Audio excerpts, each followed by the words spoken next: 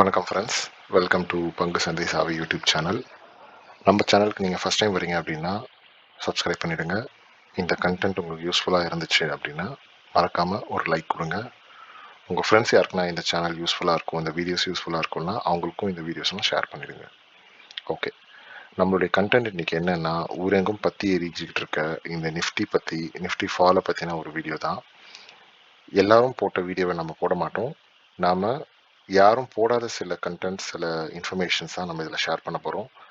Nifty ஏன் புல்லிஷாக போகலை, ஏன் பேரிஷாக போச்சு, இன்னும் எவ்வளோ தூரம் பேரிஷாக போக வாய்ப்பு இருக்குது, இதை பற்றி மட்டும் தான் நம்ம அனலைஸ் பண்ண போகிறோம். கண்டிப்பாக இந்த வீடியோ பார்க்குறதுக்கு முன்னாடி ஃபிபனாக்கி பார்ட் 1 பார்ட் 2 2 வீடியோ போட்டிருக்கேன். அதையுமே பாருங்கள். உங்களுக்கு கண்டிப்பாக இந்த வீடியோக்கும் அந்த வீடியோக்கும் சம்மந்தம் இருக்கும், உங்களுக்கு யூஸ்ஃபுல்லாகவும் இருக்கும். சரி, இப்போ நம்ம வந்து கண்டென்ட்டுக்குள்ளே போகலாம். ஃபஸ்ட்டு நிஃப்டியோட ஃபால். இந்த டிசம்பர் 13 இந்த மாதிரி ஒரு கேண்டில் அன்னைக்கு இன்ட்ராடேயோட மூவ்மெண்ட்டை பார்த்துட்டு எல்லாருமே நிஃப்டி இனிமேல் மேலே தான் பறக்க போகுது அப்படின்னு நினச்சிட்டு இருப்பாங்க. ஆனால் எதிர்பாராத விதமாக அதுக்கு அடுத்த நாள்லேருந்து நிஃப்டி கண்டினியூஸாக இந்த லாஸ்ட் ஹோல் வீக் கீழே தான் இறங்குச்சு. இப்படி ஒரு டவுன் ட்ரெண்டை, இப்படி ஒரு டவுன்ஃபாலை யாருமே எதிர்பார்த்துருக்க மாட்டாங்க. சரி, இப்போது இந்த டவுன் ட்ரெண்டை நம்ம எப்படி அனலைஸ் பண்ணலாம் அப்படின்னா, இந்த ஹை, ஒரு டவுன், ஒரு ரீட்ரேஸ்மெண்ட், அகெயின் ஒரு டவுன், ஒரு ரீட்ரேஸ்மெண்ட், அகெயின் ஒரு டவுன், இது வரைக்கும் நிறுத்திடுறேன். இப்போது ஒரு டவுனுடைய ரீட்ரேஸ்மெண்ட்டும் பார்த்தீங்கன்னா ஃபிபனாக்கியில் இந்த ஹை, இந்த லோ வந்து கனெக்ட் பண்ணி பார்த்தீங்கன்னா 23% தாண்டி, அதுக்கு மேலே போயிருக்காது. 23%லேயே தான் சுற்றிக்கிட்டு இருந்திருக்கு. திரும்ப கீழே விழுந்துருச்சு. திரும்பவும் அடுத்த லோ பாருங்கள், அதுவுமே 23%லேருந்து கீழே விழுந்துருச்சு. ஸோ நான் ஏற்கனவே நம்ம ஃபிபனாக்கி வீடியோவில் என்ன சொல்லியிருந்தேன்னா, ஒரு ஸ்ட்ராங் அப் ட்ரெண்டாக இருந்தாலும், ஒரு ஸ்ட்ராங் டவுன் ட்ரெண்டாக இருந்தாலும், அது 23லேருந்து 38% இந்த ரெண்டு லெவல்ஸை டச் பண்ணிட்டு கீழே இறங்குதுன்னா அது ஒரு ஸ்ட்ராங் டவுன் ட்ரெண்டாவோ இல்லை ஸ்ட்ராங் அப் ட்ரெண்டாவோ தான் இருக்கும். ஸோ அதுதான் நான் சொல்லியிருந்தேன். சம்டைம்ஸ் 50% கூட டச் பண்ணிட்டு கீழே வரலாம்னு சொல்லியிருந்தேன். ஆனால் எப்போ அது வந்து 61.80% உடச்சி மேலே ஒரு ஸ்ட்ராங் புல்லிஷ் கேண்டில் வச்சு மேலே போகுதோ, ஆர் ரீடெஸ்ட் பண்ணிட்டு மேலே போகுதோ, அது ஒரு ஸ்ட்ராங் அப் ட்ரெண்டாக மாறி இருக்கு, ட்ரெண்ட் மாறி இருக்கு, டவுன் ட்ரெண்ட்லேருந்து அப் ட்ரெண்டுக்கு மாறி இருக்கிறதா அர்த்தம்னு நான் சொல்லியிருக்கேன். ஸோ இங்கேயும் அதே சினாரியோ தான். ஸோ எல்லாரும் வந்து இனிமேல் நிஃப்டி அப் ட்ரெண்டுக்கு தான் போகுது, புல்லிஷாக மாறிடுச்சு, இந்த ஸ்விங் ஹையை உடச்சிடுச்சு அப்படின்ட்டுலாம் நிறைய பேர் வந்து சொல்லியிருப்பாங்க இந்த டிசம்பர் 13 அன்னைக்கு நடந்த ஒரு நல்ல ஒரு அப் மூவுக்கு அப்புறம். பட் நான் எந்த விதமான லாங் கால்ஸோ இல்லை இன்வெஸ்ட்மெண்ட்டோ இல்லை வந்து நிஃப்டி 50ல் வந்து எந்த விதமான ட்ரேட்மே நான் பண்ணலை. அன்டில் அண்ட் தென் எனக்கு இந்த 25,250 ரேஞ்சை உடைக்காத வரைக்கும் நிஃப்டி புல்லிஷாக மாற வாய்ப்பு இல்லைன்றது தான் என்னுடைய ஸ்ட்ராங் கட் ஃபீலிங்காக இருந்துச்சு. ஏன்னா இந்த இடத்த தான் 61.80 லெவல்ஸ் வருது. இப்போது ஃபர்தராக அன்டில் அண்ட் தென் இந்த லோ உடைக்காத வரைக்கும் நமக்கு நிஃப்டி புல்லிஷ் அப்படின்னா இந்த லெவல் தாண்டினா தான். 25,250 தாண்டிடுச்சு அப்படின்னா அது புல்லிஷ் ட்ரெண்டுக்கு மாறிடுச்சுன்னு அர்த்தம். இந்த லோ உடைக்காம இன்னும் இந்த லோவுக்கு தாண்டி கீழே போச்சு அப்படின்னா அகெயின் நம்மளுடைய ஃபிபனாக்கி லெவல்ஸோடைய லோவும் கீழே போய்கிட்டே இருக்கும். லைக் எப்படின்னா, இப்போது நம்ம ஹைலேருந்து இந்த லோ வைக்கிறோம் இல்லையா, இன்னும் இந்த லோ கீழே கண்டினியூ ஆச்சுன்னா நம்மளுடைய ஃபிபனாக்கி லெவல்ஸ் கீழே போயிட்டு தான் இருக்கும். அது கீழே போக போக நம்மளோட 61.80 லெவல்ஸும் கீழே போகும். ஸோ அந்த லெவல்ஸை நீங்கள் 61.80 லெவல்ஸை ஸ்ட்ராங்காக மார்க் பண்ணி வச்சுக்கோங்க. இன்கேஸ் நிஃப்டி இதுக்கு கீழே போச்சுன்னா அதுக்கேற்ற மாதிரி தான் புல்லிஷ் ட்ரெண்டா பேரிஷ் ட்ரெண்டான்றது நீங்கள் கன்ஃபார்ம் பண்ண முடியும். அண்ட் அட் எனி காஸ்ட் திரும்ப ரீட்ரேஸ்மெண்ட் வந்தாலுமே 23 and 38%, ஈவன் 50% கூட உங்களுடைய கன்சிடரேஷனில் வச்சுக்கோங்க. அங்கேருந்து ரிவர்ஸ் ஆகுது அப்படின்னா absolutely it is still in bearish trend. So இதுதான் நிஃப்டியோட லெவல்ஸ் அப் ட்ரெண்டாக மாறணும் அப்படின்னா. இப்போது அடுத்து நிஃப்டி எவ்வளோ தூரம் போகலாம்? ஸோ என்னுடைய ஃபஸ்ட் லெவல் என்ன அப்படின்னா, ப்ரீவியஸ் லோவான இந்த 23,275 ஆர் 23,250 வச்சுக்கலாம். இந்த லெவல்ஸை அது டச் பண்ணிட்டு அகெயின் மேலே பவுன்ஸ் ஆகிறதுக்கும் வாய்ப்பு இருக்குது. ஆர் இதை உடைக்கிறதுக்குமே வாய்ப்பு இருக்கு. அடுத்த சப்போர்ட் லெவல் வந்து இந்த ஹை தான். ஏன் இந்த ஹை நான் சொல்றேன் அப்படின்னா, இந்த 22,800 வந்து ரொம்ப ஸ்ட்ராங் ரெசிஸ்டன்ஸ் லெவலாக இருந்திருக்கு. ஸோ இந்த ரெசிஸ்டன்ஸ் லெவல்ஸ் வந்து பல டைம் அட்டெம்ப்ட் பண்ணி பிரேக் ஆகி திரும்பவும் பிரேக் ஆகி பல டைம் வந்து இந்த இந்த லெவல்ஸ்லேயே சுற்றிட்டு இருந்ததுனால இது ஒரு ஸ்ட்ராங் ரெசிஸ்டன்ஸ் லெவலாக இருந்திருக்கு. அது இப்போ ஒரு ஸ்ட்ராங் சப்போர்ட் லெவலாகவும் இருக்க வாய்ப்பு இருக்கு.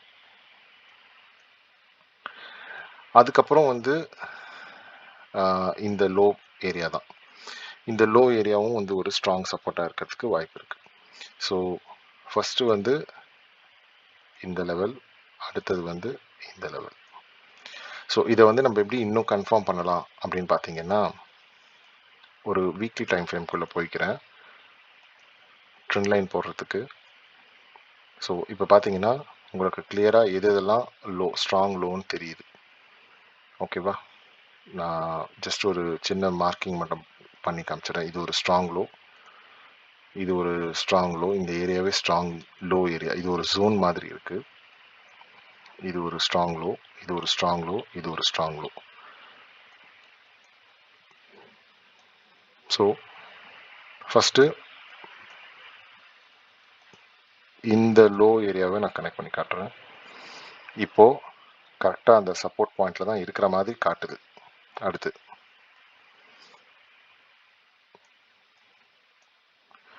ஸோ இதை கனெக்ட் பண்ணி பார்க்குறோம்.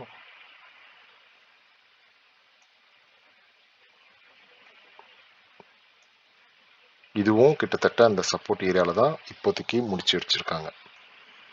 அடுத்தது இனிமே மாறுது, ஓரளவுக்கு டிவேட் ஆகுது. இப்போ நான் வந்து இதை நான் இப்படி கொஞ்சம் அட்ஜஸ்ட் பண்ணுறேன். இதை நான் டச் பண்ணணுன்ற ஒரு இன்டென்ஷனில் நான் டச் பண்ணக்கூடாது. மேக்ஸிமம் டச்சஸ் இருக்கணுமே தவிர மினிமம் 2 லோ கனெக்ட் ஆகிருக்கணும். 2 லோ கனெக்டட். என்னால் இதை இப்படி வந்து இந்த ட்ரெண்டுக்குள்ளே இந்த கேண்டில் எல்லாம் பிரேக் பண்ணி கொண்டு போய் நான் கனெக்ட் பண்ண வேண்டிய அவசியம் இல்லை. ஸோ இதுதான் ட்ரெண்டு. ஸோ என்னை பொறுத்த வரைக்கும் அடுத்த லெவல் இந்த ட்ரெண்ட் லைன் படி பார்க்கும்போது இங்கே வரைக்கும் வரத்துக்கு வாய்ப்பு இருக்குது. ஸோ இந்த ஹை, இந்த ரெசிஸ்டன்ஸ் லெவலில் சப்போர்ட் எடுக்கிறதுக்கு வாய்ப்பு இருக்குது. ஸோ அதுக்கு அடுத்து எல்லாமே மாறிடும். இப்படி மாறுது, இப்படியும் வரத்துக்கு வாய்ப்பு இருக்குது. இந்த இந்த சப்போர்ட் எடுக்கிறதுக்கும் வாய்ப்பு இருக்குது, எடுத்துகிட்டு பவுன்ஸ் ஆகலாம். இல்லை இந்த சப்போர்ட்டையும் உடச்சி இந்த ட்ரெண்ட் லைன் வரைக்கும் வரத்துக்கு கூட வாய்ப்பு இருக்குது. ஸோ எப்படி வேணால் நடக்கலாம். அது இப்போவே நடக்கணும்னு கூட இல்லை, வேறு எப்போ வேணாலும் எப்படி வேணாலும் நடக்கலாம். இந்த ட்ரெண்ட் லைனை சப்போர்ட் எடுக்கிறதுக்கு எப்போ வேணால் சான்சஸ் இருக்குது. அது மட்டும் இல்லாமல் இந்த இடத்துல ஒரு பெரிய கேப்பும் இருக்குது. இந்த கேப்போடைய லெவல் பார்த்தீங்கன்னா கிட்டத்தட்ட 1% மேலே, 1.03% வந்து இந்த கேப்பும் ஃபில் ஆக வேண்டிய சிச்சுவேஷன் இருக்குது. பட் இது இப்போ தான் ஃபில் பண்ணோம்ல, அது எப்போ வேணால் ஃபில் பண்ணலாம். பட் உங்களுக்கு ஜஸ்ட்டு என்னெல்லாம் பாசிபிலிட்டிஸ் இருக்குன்னு நான் சொல்கிறேன். ஸோ ஃபஸ்ட்டு இந்த ட்ரெண்ட் லைன், இந்த ட்ரெண்ட் லைனை உடச்சிதுன்னா இந்த சப்போர்ட், அதுக்கப்புறம் இந்த சப்போர்ட் லெவல்ஸ். ஸோ 1 by 1 தான் வர முடியுமே தவிர நிஃப்டியால் வந்து ஒரேடியா உடச்சி நேராக இங்கேயே ஓப்பன்லாம் ஆக முடியாது. ஸோ இப்போ இருக்க சிச்சுவேஷனுக்கு சொல்கிறேன். கிட்டத்தட்ட இப்படி ஃபால் ஆச்சு அப்படின்னா முதல் லெவல்ஸ் வந்து 300 பாயிண்ட்ஸ் மாதிரி வருது. அடுத்தது வந்து 800 பாயிண்ட்ஸ் வருது. அதையும் உடைச்சதுன்னா கிட்டத்தட்ட 1800 பாயிண்ட்ஸ் கிட்ட வருது. ஸோ இதெல்லாம் முடிச்சுட்டு திரும்பவும் நிஃப்டி மேலே போகணும் அப்படின்னா நம்ம ஃபிபனாக்கி யூஸ் பண்ணி தான் எது வந்து அப் ட்ரெண்டுக்கான சான்சஸ் அப்படின்றத நம்ம பார்க்க முடியும். ஸோ இதுதான் நிஃப்டியோட லெவல்ஸ். இப்படி தான் மூவ் ஆக மோஸ்ட் ப்ராபபிலிட்டி இருக்குது. இதில் இன்னொரு விஷயம் நீங்கள் பார்க்கணும். ஸோ நான் எல்லாம் ட்ராயிங்ஸை ரிமூவ் பண்ணிடுறேன்.